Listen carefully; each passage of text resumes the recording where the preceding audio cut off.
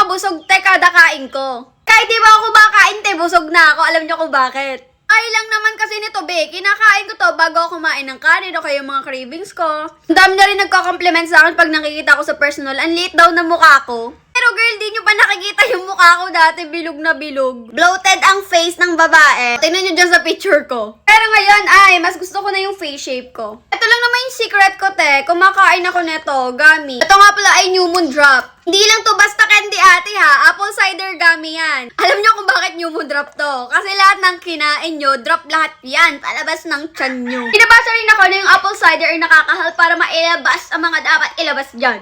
Kaya nag-try ako pero in a gummy form na. Parang candy lang din plus hindi rin naman nakakasuka kainin. Amoy din ito, be, hindi matapang. Hindi masakit sa ilong. Sa sobrang sarap ng gummy na to, be, hindi ko na nakakalimutan araw-araw. Mapapa-check out na naman uli ako. Ay, kabilis maubos sa akin eh. Kaya try nyo na rin to. Ililink ko sa yellow basket ko.